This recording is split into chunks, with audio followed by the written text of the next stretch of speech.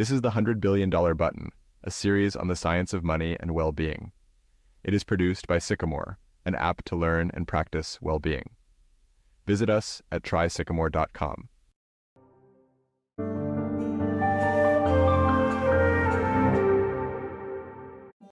As we touched on in the first episode, money is everywhere. It's in our music, our television, our movies, our books. It's in our board games and our video games and our casino games. It's in our news. It's in our social media. It's in advertisements and in stores. It's at work. It's part of our relationships, our education, our interactions with the government. In almost all of these settings, the overwhelming message is that more money is better. In the news, it's the recent lottery winners we celebrate and interview. In books, it's the rags to riches CEOs we read about and admire. In songs, it's the bragging point. In marriage, it's the ring one can afford, the wedding guests one can invite. It's what commercials convince us to spend. It's how we judge the value of another degree. It's the filter for being able to shop at a certain store. It's the incentive we're given at work. As a result, it's also deeply embedded in our thoughts. By one estimate, for 1 in 4 Americans, money is the thing they think about most often day to day. How did we get here? How is money so deeply ingrained in our culture? Why do we obsess over money so much as a society? A first, and perhaps obvious point, is that money is in the bedrock of our capitalist economic systems. While there is no purely capitalist country on earth, capitalism plays a meaningful role in almost every modern country. And these economic systems incentivize you to collect not only more money individually, but also more money relative to those around you. The reason for this is that capitalism is built around 2 primary principles. The first is private ownership of property.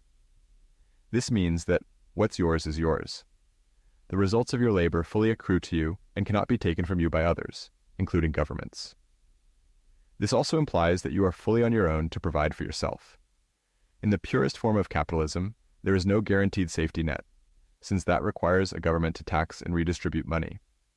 That means no unemployment benefits, no social security, no food stamps, no government-provided health care. This encourages you, in fairly stark terms, to ensure you have the resources necessary to get by, because if you don't have enough or you run out, it's going to hurt. It reinforces a blunt message. More money is good, less money is bad. The second principle of capitalism is that of free markets.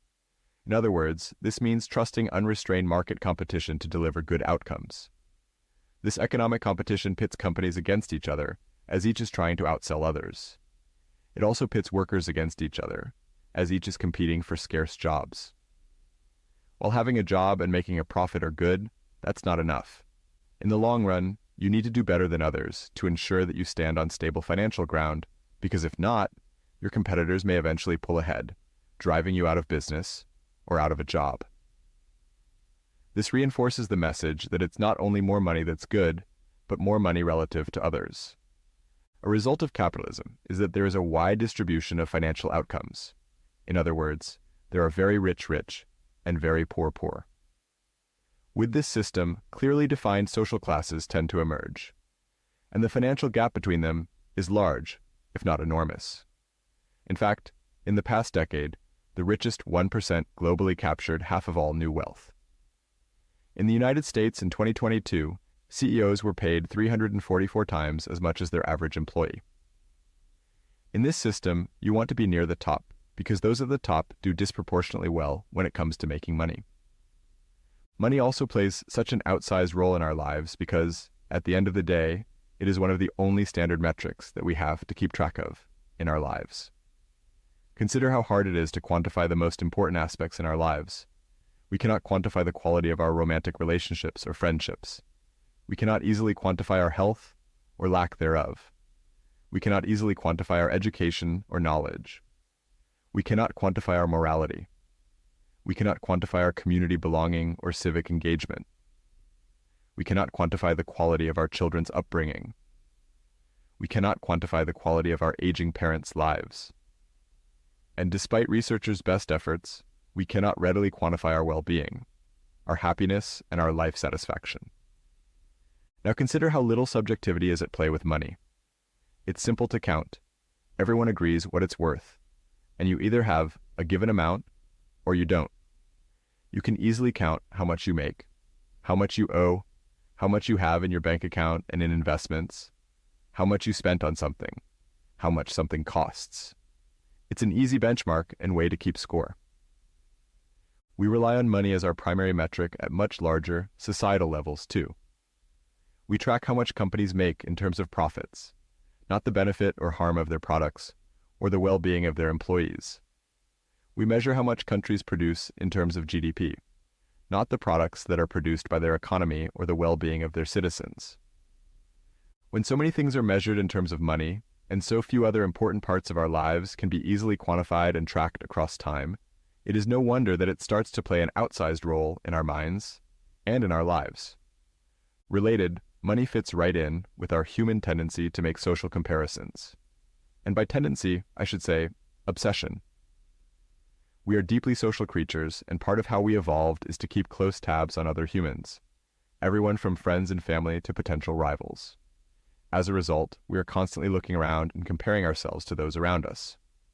We do this automatically and all the time, and money is an incredibly salient dimension of what we observe. Consider these scenarios. Someone pulls up next to you at a stoplight. You notice the logo on someone's purse. You are invited over to someone's apartment. You drive through a new neighborhood. What do these have in common? Whether you want to or not, you'll likely be taking note of what these things suggest about the wealth of those around you, and how it compares to your own.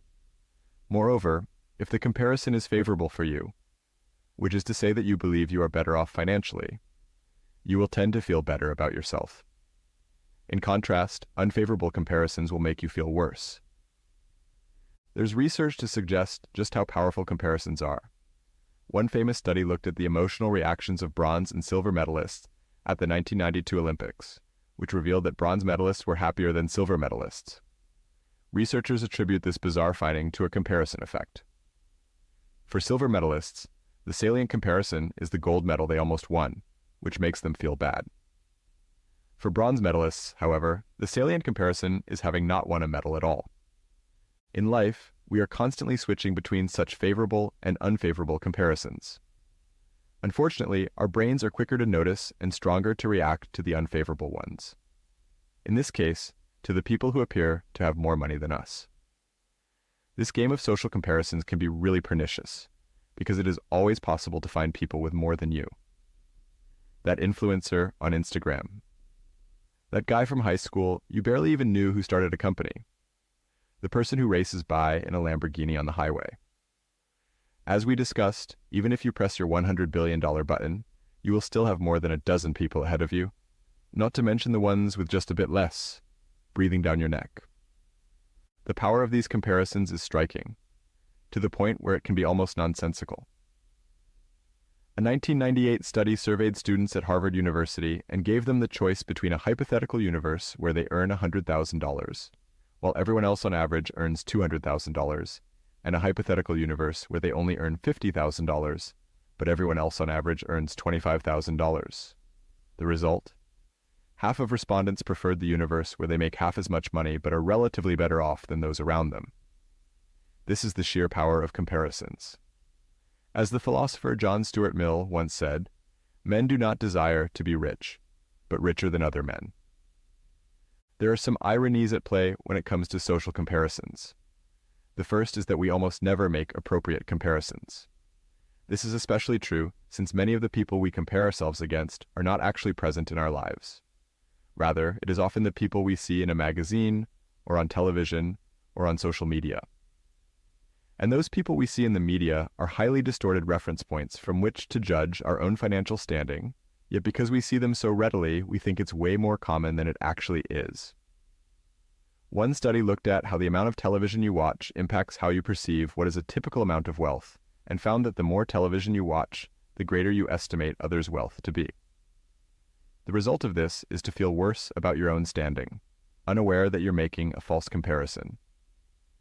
We also tend to make overly local comparisons, comparing ourselves to only people in our own country. But this ignores an entire world of people in different countries, across which people have vastly different financial realities. According to data from the World Bank, if you have an individual income of $60,000, you are in the richest 1% of the global population. Earning $25,000 puts you ahead of 93% of the world. Even if you earned just $5,000, you are still in the richest third of the world. And note that this already accounts for differences in the cost of living between countries, and the fact that money goes further in lower income countries. But we never make this comparison, despite the fact that it is the right one, because it is difficult to consider everyone on Earth at once, across countries we have never and may never visit. Instead, we make the lazy comparisons to that woman we see wearing designer shoes on the train, or that lottery winner we see on the local news, and we pay a steep psychological price for it. Related, we never actually know if our impressions of others' financial position is accurate, and they're likely not. This gets to the difference between consumption, income, and wealth. Consumption, what we buy and see that others have, is very visible. We see your car, your clothes, your house, photos of your trip to Milan online. Income, how much money you're actively making, is harder to know, but you can make a reasonable guess based on someone's job.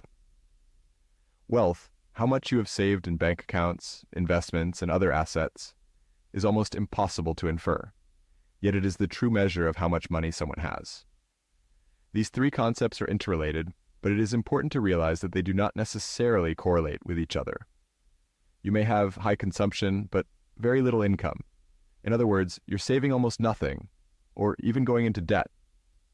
Conversely, you may have high income but low consumption, storing everything away as a way to grow your wealth. Or you may have high wealth and low income, as you may not need to work a well-paying job anymore. This is not just semantics. The point of this is that all these social comparisons we make may not actually be telling the full story. Does the driver of the sports car that pulls up next to you own that car? Or are they leasing it? Or are they just renting for a day on vacation? Are the designer clothes on that woman piling onto her credit card debt? Was that Italian vacation draining the last of their savings? We need to remind ourselves that our mind automatically assumes the least favorable comparison possible, that everyone around us has far more money and is doing far better than us, which only makes us less happy. In fact, the underlying situation is in all likelihood quite a bit different. To summarize all this, money is everywhere, and everything around us screams at us to pursue more and more of it. Our economic systems reinforce this messaging. The fact that it's so simple to quantify only makes money more appealing as a measuring stick. And our tendency to make unhelpful and distorted social comparisons encourages us to keep trying to outdo those around us, even if we have far more money than the average person. In spite of this obsession, we are bizarrely secretive about money. We almost never talk openly about it. One study revealed that 46% of Americans don't even discuss money with their spouse. That number jumps to 75% for friends. A greater percentage of people would rather talk about death and politics with others than their finances.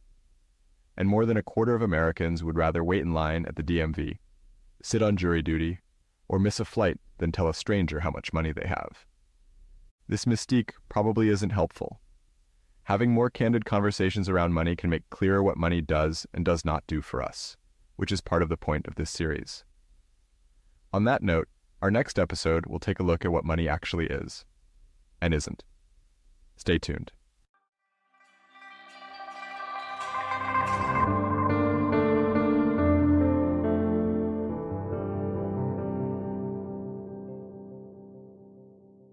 Hi there, this is Henry, the founder of Sycamore. At Sycamore, we are out to help people better understand, manage, and practice well-being. If you've enjoyed this series so far, please consider sharing it with a friend, and visit us at trysycamore.com to learn more. Thanks again.